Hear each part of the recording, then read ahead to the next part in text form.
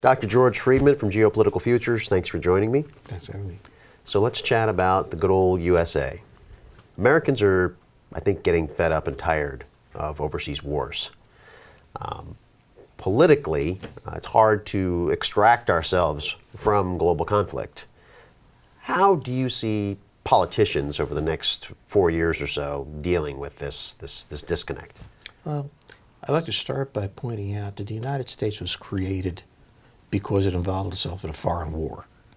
Except for the French intervening against the British, they would have lost. There's this myth that there was a period of time when the United States was not involved in international wars. I don't know when that period was. Somebody needs to show it to me. At the same time, the United States now is the world's dominant power. It controls the seas. It controls almost 25% of the world's economy. It is an enormously powerful country.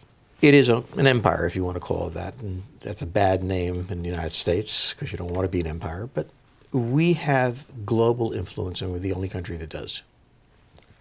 Now, how do you handle that? The British didn't occupy India by sending 1 million troops. They sent a handful and played the balance of power in India. Supported this tribe against that tribe against this tribe, and built a coalition. The Romans had a very small army. The fact is that the United States is a global power and as such does not have the ability to run the globe.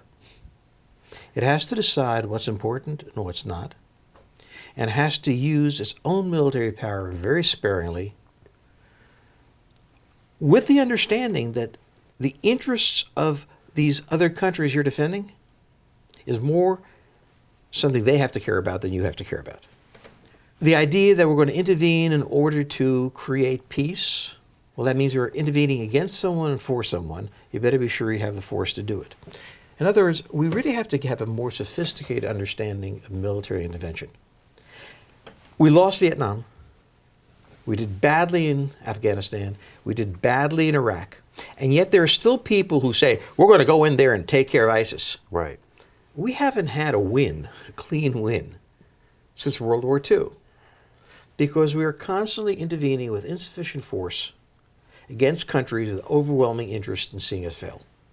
So are you saying that we'll become less interventionist or that the intervention will change in format? We will become less interventionist and smarter interventions.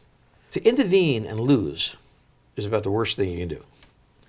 What you really need to do is understand which interventions matter to you and make sure you have the force to take care of it.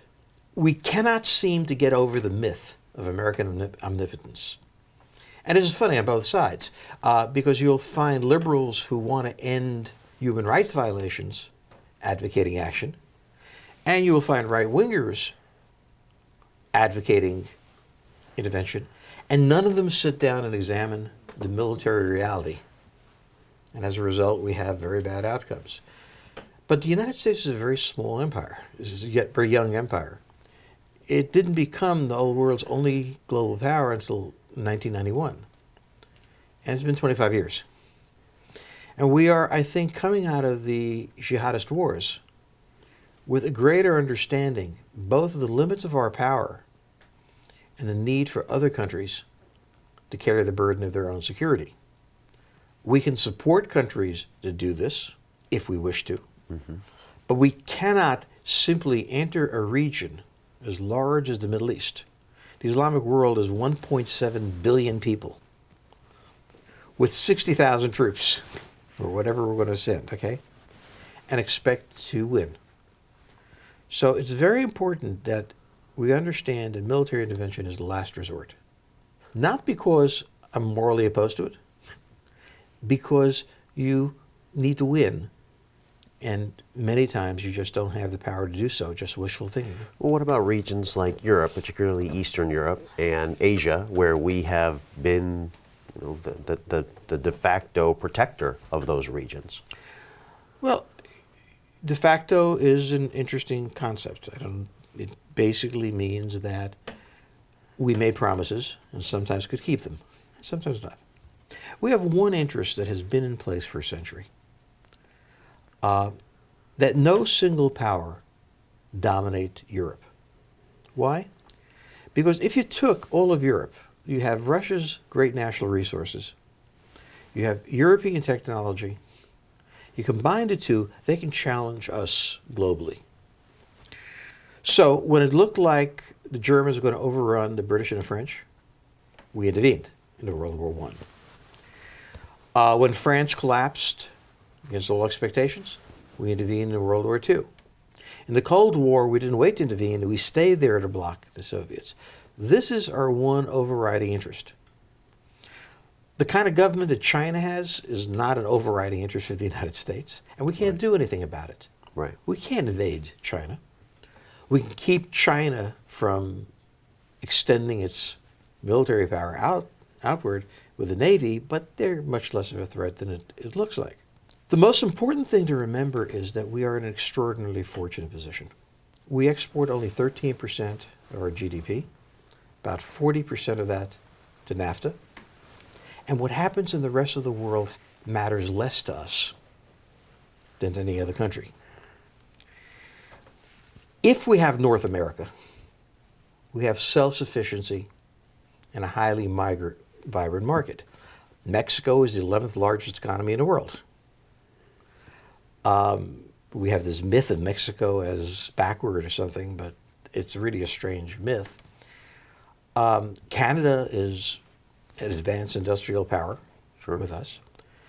This is the continent that's peaceful, the North American island.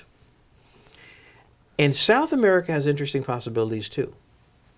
But right now, with Eurasia, Europe and Asia, going through turmoil everywhere, we have to be very selective in where we intervene. Block the Russians from coming back into Europe? Sure. Create a peaceful democratic society in Afghanistan? You must be kidding. Reform the Islamic world? Not going to happen. Invade China? You must be mad. There are things we can do, things we can't do, and things we must do and mustn't do. So we are in this delicious position of having options. In a world where everybody is running out of options, we have them. That's our greatest national resource. Options. I'm glad I live in the U.S. It beats the other places. George Friedman from Geopolitical Futures. Thanks for your time. Thank you very much.